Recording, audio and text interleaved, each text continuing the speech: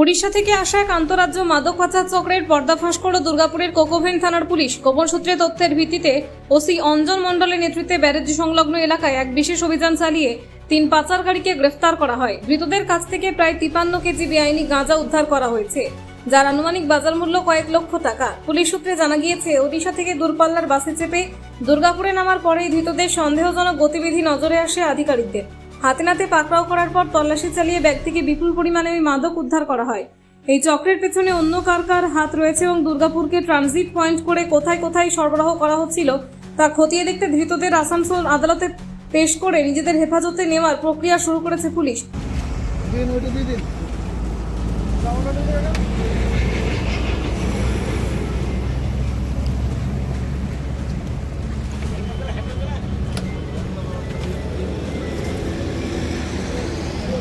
Bureau report, Durgapur news digital.